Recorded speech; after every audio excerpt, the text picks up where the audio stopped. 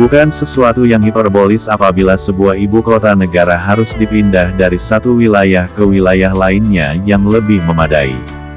Hal serupa pernah dilakukan oleh beberapa negara yang diantaranya adalah 1.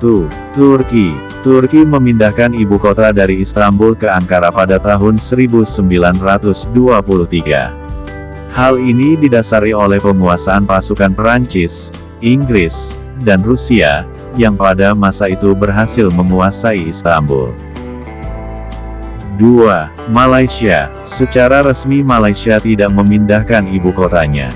Namun negeri jiran memutuskan untuk memindahkan pemerintahan dari Kuala Lumpur ke sebuah kota yang berjarak 25 km dengan nama Putrajaya. Langkah ini diambil pada tahun 1995 dan pemindahan seluruhnya dilakukan pada 1999. 3. Pakistan. Ibu kota Pakistan dipindahkan dari Karachi ke Islamabad pada tahun 1961. Alasan pemindahan ini diambil dari keputusan Komisi Negara itu yang menyebut Karachi sudah tidak dapat lagi menjadi ibu kota negara. 4. Nigeria. Nigeria memindahkan ibu kota dari Lagos ke kota bernama Abuja pada 1991. Kota yang berada di titik tengah negara itu sendiri sebelumnya telah direncanakan untuk menjadi pusat pemerintahan, pasalnya Lagos sudah semakin padat. Hingga saat ini, Lagos tetap menjadi pusat ekonomi negara terpadat di Afrika itu. 5. Brasil. Brasil memiliki sejarah panjang soal pemindahan ibu kota. Pada tahun 1549 hingga 1763, ibu kota negara itu terletak di Salvador, negara bagian Bahia. Setelahnya, ibu kota negeri Samba itu dipindahkan ke Rio de Janeiro dengan alasan perkembangan ekonomi dan perdagangan. Di tahun 1960, pemerintah Brasil kembali memutuskan pemindahan ibu kota lantaran padatnya Rio. Akhirnya, Brasil memutuskan untuk membangun sebuah kota di tengah negara itu yang dinamai Brasilia. Hingga hari ini, Brasilia tetap menjadi ibu kota negara itu. 6. Myanmar. Penguasa militer Myanmar memindahkan ibu kota dari Yangon ke sebuah lokasi di utara pada tahun 2005. Kota itu akhirnya dinamai sebagai Naypyidaw. Beberapa pihak menyebut bahwa alasan pemindahan ini diakibatkan prediksi serangan asing dari wilayah laut. Sama halnya Indonesia, akhirnya harus mengambil keputusan yang serupa dikarenakan beberapa alasan yang diantaranya adalah 1. Populasi terlalu padat. Salah satu alasan utama pemindahan ibu kota ini adalah beban Jakarta dan Jawa sudah terlalu berat.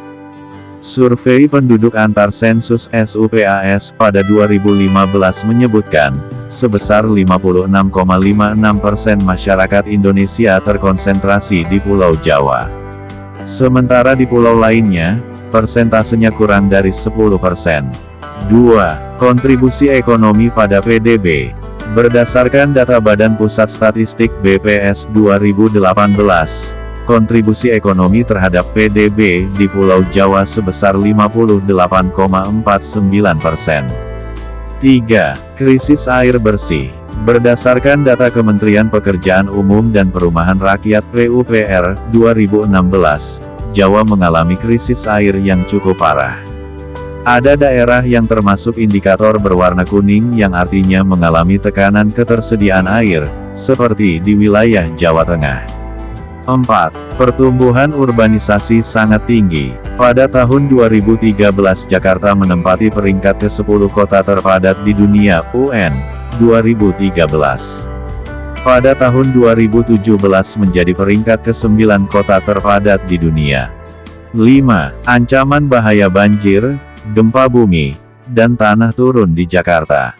Belanja negara pada tahun 2020 juga difokuskan untuk pengurangan ketimpangan antar wilayah. Oleh karena itu, kita akan melanjutkan pengembangan berbagai kawasan ekonomi di luar Jawa, melanjutkan industrialisasi dalam bentuk hilirisasi hasil tambang maupun perkebunan, dan mengembangkan beberapa wilayah metropolitan di luar Jawa supaya bisa menjadi sumber ekonomi baru.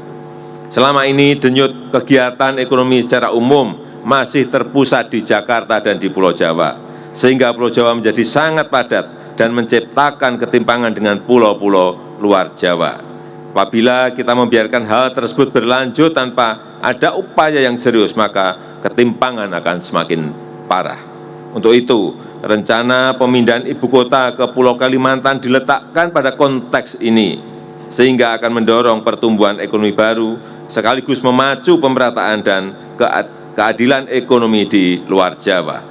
Ibu kota baru dirancang bukan hanya sebagai simbol identitas, tetapi representasi kemajuan bangsa dengan mengusung konsep modern, smart, dan green city, memakai energi baru terbarukan, dan tidak tergantung pada energi fosil.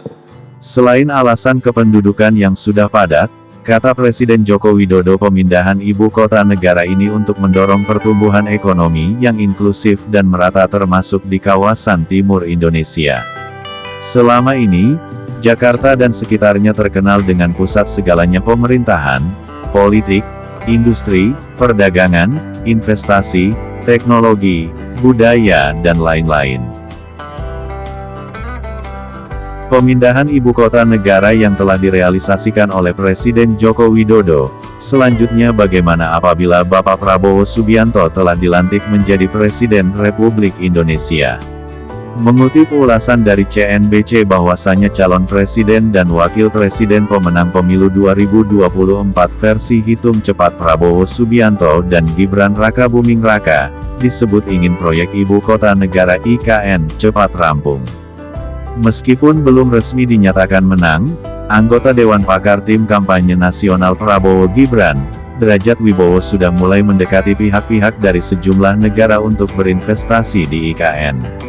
Semoga ibu kota negara Nusantara segera rampung di periode awal dengan baik, dan dapat terus membangun ke periode-periode berikutnya berdasarkan tahapan yang telah ditetapkan. Sehingga negara Republik Indonesia dapat segera memiliki ibu kota negara modern yang dapat menjadi kebanggaan bangsa dan negara Indonesia di mata dunia internasional.